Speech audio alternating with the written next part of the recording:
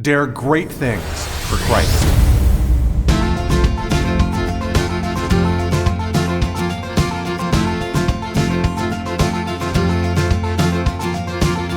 Christ calls us to dare great things. In the marketplace, as well as in the mission field, there has never been a time like the present for the spirit of the Catholic entrepreneur. Now is the time for men and women of great courage and great vision to engage our church and our culture. Now is the time to dare great things. And here is your host as we dare great things, Father Nathan Cromley, the president and founder of the St. John Institute.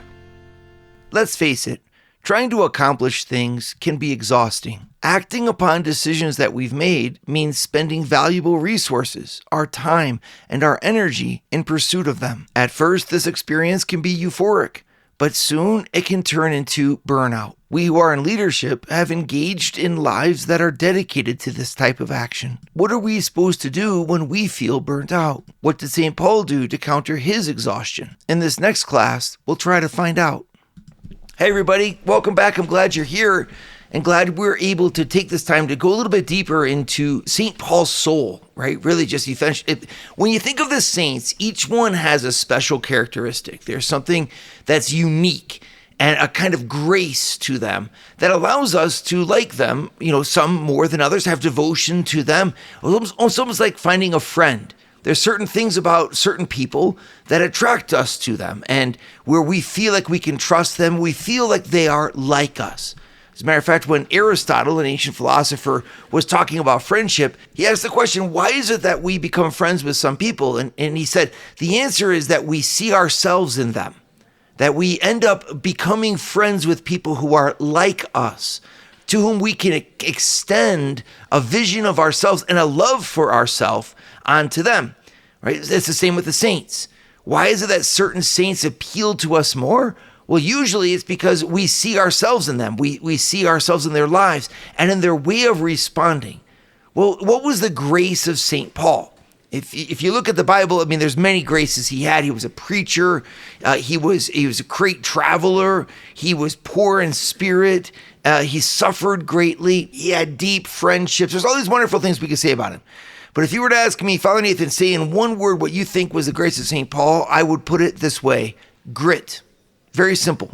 The word grit is what sticks in my mind. St. Paul actually used a word, hupomene. Hupomene is the Greek word that you could translate into grit. It means your ability to stand under, to support the crushing weight of your responsibilities, to endure or to persevere. And St. Paul used that word 37 times in his writing. He used to say to the Christians, what you need is perseverance. Well, the word is hupomone, right? You need this ability to endure. And this is a real beautiful quality because, of course, it's something that we all encounter in our leadership. This is what's so hard about being a leader. When you're a leader, you're kind of like the prow of a boat.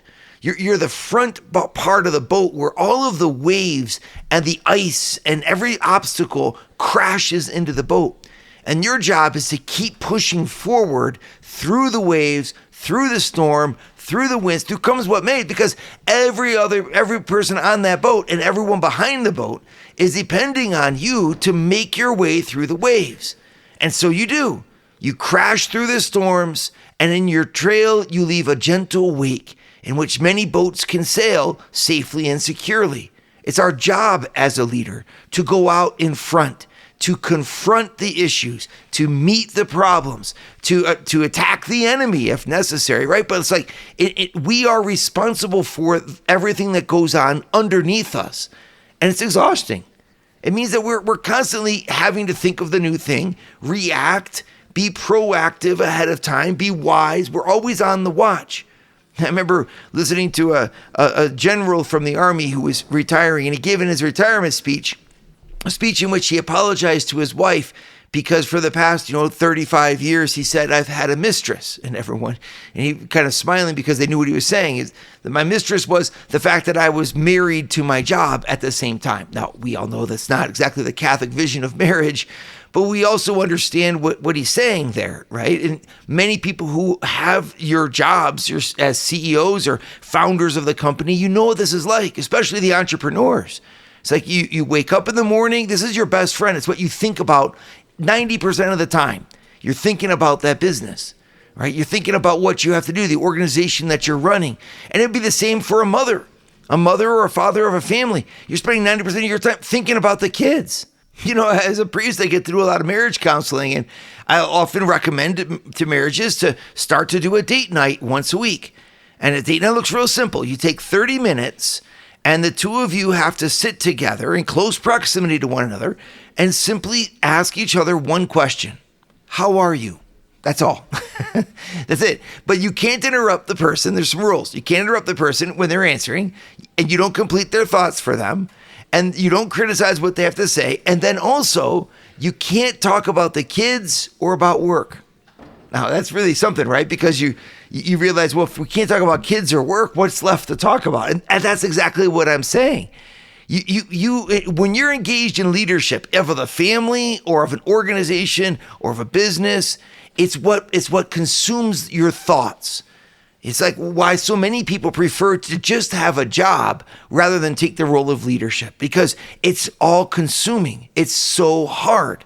Right? And that's because what you're doing when you're the leader is you're taking the plans and the resources and everything that's inert, or at least that's passive, or that can't act on its own. Your organization, your structure, your people, your flows, all that's great when it sits on a computer, right? But your job is to make it actually exist, to make it in action, to excite and to dynamize and to get the thing going. Well, to do that, you as a business person especially are a person of action. If you don't act, nothing will happen. And that's the worst scenario for any organization, because wherever nothing is happening, something else is happening. If it's not growing, it's dying, right? They're going to be interpreting. Whenever there's culture, for example, if you let it sit and don't constantly work at that culture, another culture will take its place. It's just it's a necessity of the thing. We have to constantly be working, striving, pushing forward. And let's just be honest, this is exhausting. It's exhausting to constantly be that way, right? Because you're not dealing with just thoughts and concepts. You're not dealing with what might be. You resemble a goose in flight, all right? Just to use kind of an image that's, a little bit, straight up there, right? As a goose in flight. When you're a goose in flight, the average mature Canadian goose weighs 14 pounds. 14 pounds is heavier than a bowling ball, right? Now you take that, and that bird will fly between 30 and 40 miles an hour through the air, hurtling through space.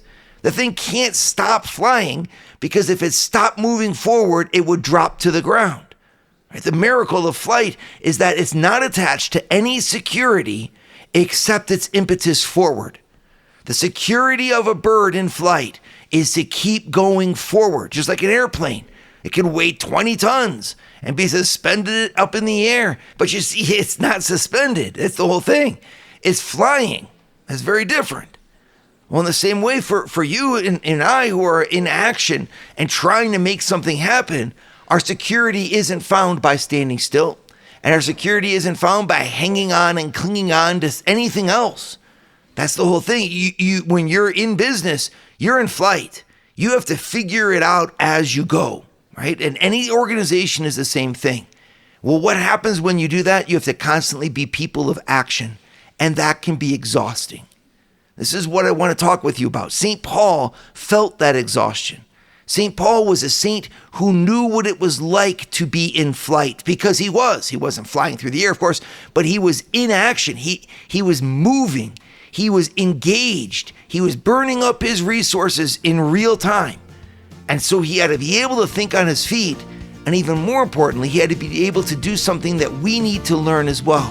And that's how to counter the exhaustion. Would you like to hear more from Father Nathan? Join the St. John Leadership Network and receive a 2-minute glance at the gospel every Sunday morning right to your phone. To learn more, go to www.stjohnleadershipnetwork.org/member and join for free today.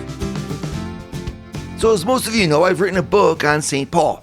It's called Coached by Paul the Apostle. It's available by Scepter Press. It's a great book, and it helped me when I wrote it to really understand so much more about St. Paul than I did from just hearing the readings at Mass. I was able to really study what was in the Bible about him. And the way I did it is I took the Acts of the Apostles, for example. This was just one of the ways that I did this. But I took the Acts of the Apostles, and then I opened up maps, really detailed maps, topographical maps that showed the geography of the ancient world and the boundaries of the states he was in. And as I read the Acts of the Apostles, I traced what he was doing on the topography of the map. Then I looked at the weather. I looked at the average temperatures. I looked at the wind and the wind patterns in the spring and the fall, so as to really be able to put myself exactly where he was and able to count the length of the days of his journeys and put myself in his actual sandals. And when I did that, I was really filled with admiration by the immense struggles that this man went through. When you just do the math, for example, he was a Christian for either 30 or maybe 40 years, kind of depending on when you start the journey, right? But if he was a Christian, say, for 40 years, let's just suppose that that's the number. And St. Paul was, if you count the number of years that he was in prison, in the Bible alone, it mentions 6 years of imprisonment, if you look at the timelines, right? And that's a rough estimate. He could have been in prison more and he could have been in prison longer, but it would have been shorter than 6 years. That's 1/4 of the time that he was a Christian. He was in prison. When you start thinking about what that means, well, that means that he's sitting there in a dungeon with very little to eat, being abused, right? I mean, like alone, rejected, not having any friends around. I mean, and for 6 years minimum out of 40, a quarter of St. Paul's time was spent in chains. I mean, you could say it like that, right? So those numbers might not be exact. No one really knows. Well, my point is to when you think about that, that's like a little detail that we take for granted. We hear, oh, St. Paul went to prison. And you don't realize, I mean, his feet were sometimes shackled to the floor. His wrists were bound in chains, right, at times. Other times it was a little bit lighter. He was basically in house imprisonment, for example, when he was in Rome. But at the same time, it's like, that's not a lot of fun. And how did he cope with that? How do you cope with having all of your support away from you as you face intense persecution on a personal level? I mean, it takes your energy away from you. And he would go from his prison and he would go onto a boat. And then the boat would shipwreck. I mean, literally, there's 2 shipwrecks that are described by St. Paul in the Bible. And in the one of them, he literally says he was adrift for a day and a half on the sea. I mean, he's getting shipwrecked. He gets bit by a snake. There's people that when they oppose him, they don't just oppose him, they betray him. They take the confidence that he shows them by allowing them to sit in his audience as they not, and then they go around and then they spread rumors about him that are false. They express jealousy about him. They create mobs of people that they pay at times to literally rough him up and run him out of town. Or at one point, they didn't even run him out of town. They stoned him in town and then dragged his body out to the desert to let him rot on the desert sands. I mean, this is cruel punishment that he's gone through. He's gone through whippings, literally being hands tied together to a post and then a whip being brought out. 195 whiplashes were on his back because he was whipped 5 different times. And each time that you're whipped is 39 times. So if you do the math, that comes 195 whiplashes on his back. He was scourged that's where you put little pieces of metal inside of the whip so that it literally penetrates into the skin and scars you. St. Paul's back would have been a mass of scars. They took out canes and they beat him with canes. Like multiple times, mobbed, betrayed, and the whole time, where's his money coming from? He had to beg for his money. And when he wasn't begging for his money, he was working for his money. Working during the days and then going in nights to evangelize, putting himself in harm's way repeatedly. Well, for example, he goes to Philippi. And in Philippi, that's in one section of Greece, he ends up getting in trouble and they run him out of town after being in prison and beating him, right? So he goes to the next town. It's about 60 miles away, Thessaloniki. And what does he do? The exact same thing he did in Philippi. So what happens? A mob joins him and gets riled up and then throws him out of town and persecutes his friend Jason. And then he takes off for Berea. What does he do in Berea? The exact same thing. It's like, does Paul learn his lesson? No. Well, why not? Why doesn't he just stop? Right? The whole time he's doing this, he's writing letters to the churches that he's founded. He's praying for the people. He's got messengers coming to him. He's sending messengers back with different things. He's taking care of the organization that he's building. So he's both managing the operations, if you want to think of it that way, and he's making the sales, and he's making the executive strategic decisions. It's like all at once. Does that sound familiar? I bet it does, right? So many of you are doing the exact same thing because you're like, it's either that we succeed or we don't, right? But success is going to come on the other side of effort. It's going to come on the other side of me doing the great deeds that I always wish someone would do. And when you take that mentality and then you add the love of God to it, right? The Christian message of evangelization and the need to bring the leaven of the Word of God into the fabric of our society. And you see exactly what that means. It means people who engage their talents at great cost and expend their energy no matter what. This is what St. Paul said. He said, the love of Christ impels me forward. Woe to me if I do not proclaim the gospel. It's like, whoa, this guy is really motivated. And so my question is, what was his secret? How did he do that? And how did he stay motivated for 40 years of energy when he was burning it at such an intense pace? I think there's a secret here and a lesson that we can learn, and I want to share it with you. Would you like to start your Thursday mornings with a scriptural leadership lesson? Join the St. John Leadership Network, where Father Nathan hosts a 30-minute call at 6:30 a.m. in all 4 U.S. time zones. To learn more, go to www.stjohnleadershipnetwork.org/member and join for free today. So even a cursory reading of the life of St. Paul leaves someone really, kind of dumbstruck with admiration. What this man accomplished in a short amount of time and with virtually zero resources is astounding. He's a model for entrepreneurs and reminds us that every missionary is an entrepreneur, that they have to come up with solutions when there are none, find a way when there is none forward, because that's their job. They've been sent where there is no church in order to bring the church. And I want to suggest that that's an analogy with what we have to do in business. Because in business, it's very similar. No one's there, there's no rule book. There's no one that's going to teach you whether you should expand or not. And if you expand, whether or not it's going to be secure. You can hire all kinds of consultants that will do all kinds of tests, and that's important. They can give you verification and data here and there. But in the end, it's none of that's going to determine the success. The success is going to be determined by how well you marshal the resources you have against the challenge in front of you.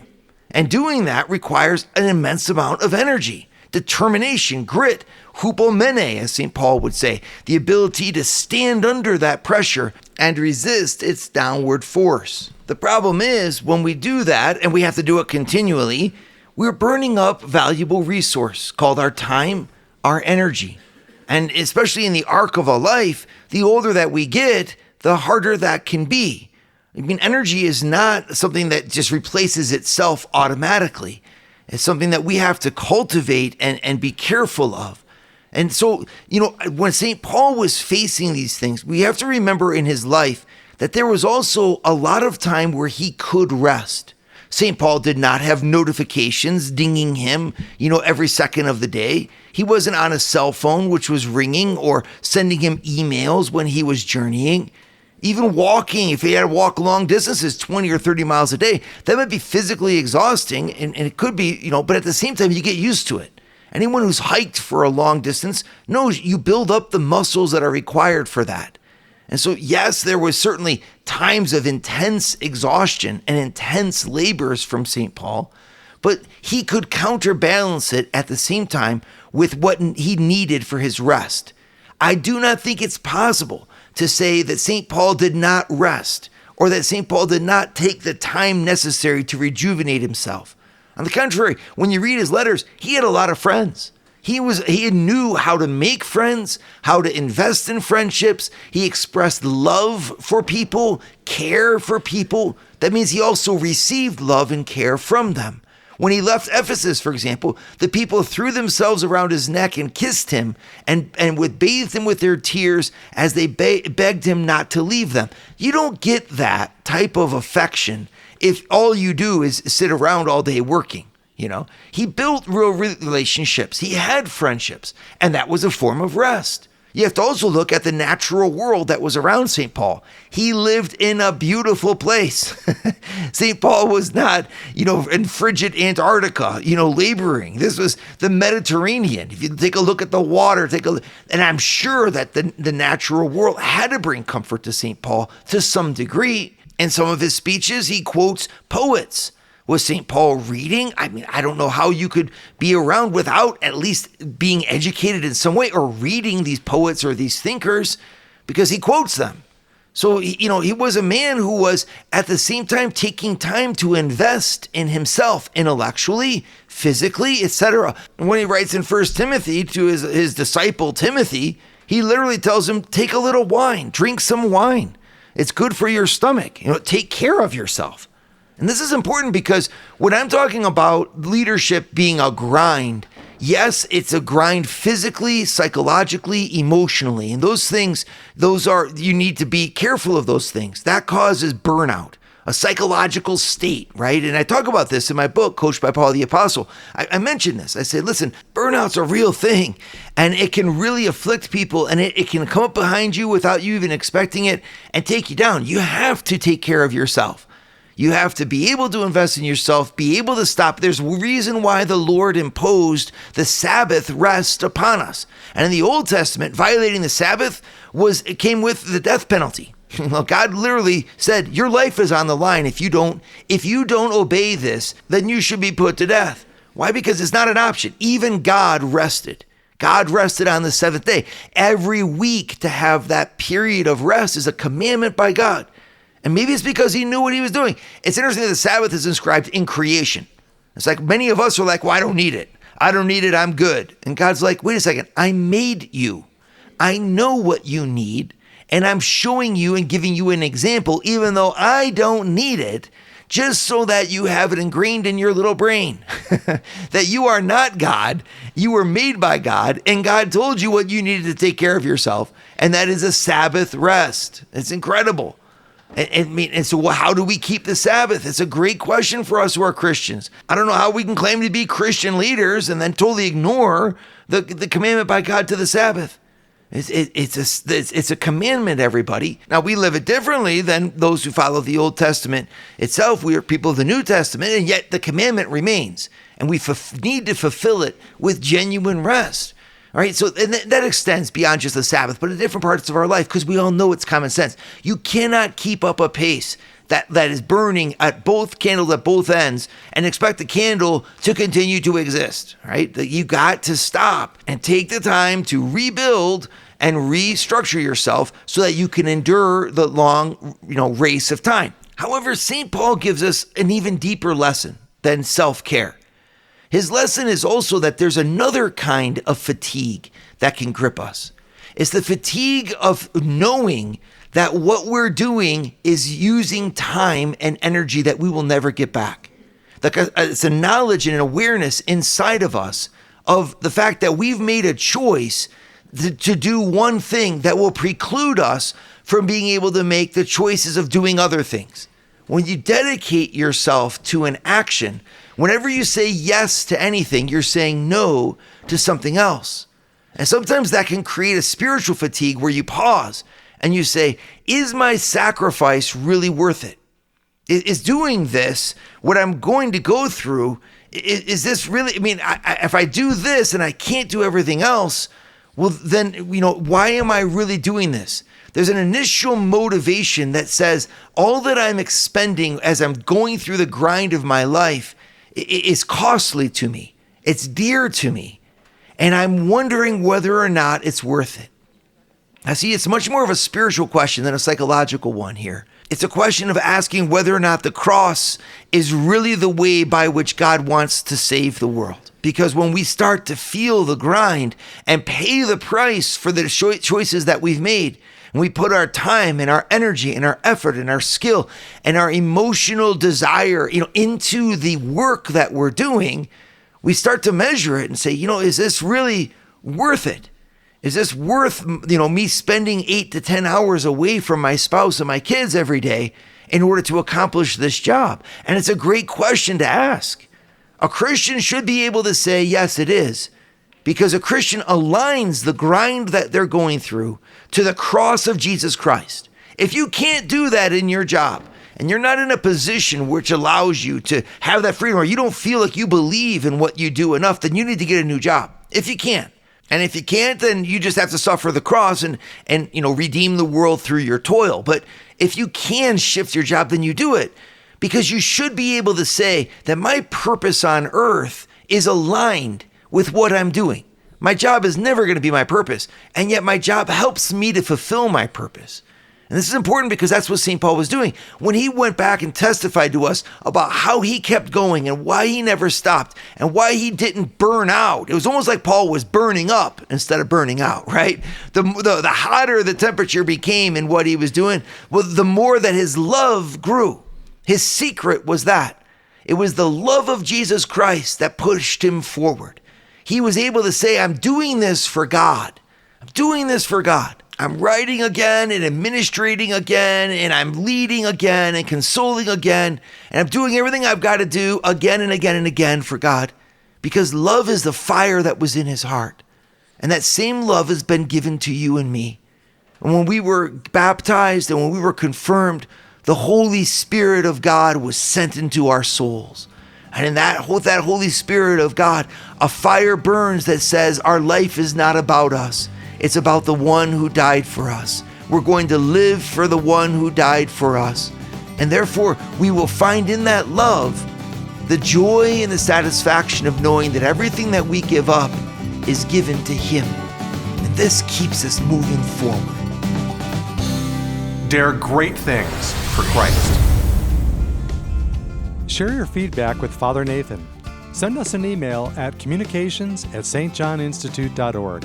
That's communications@stjohninstitute.org.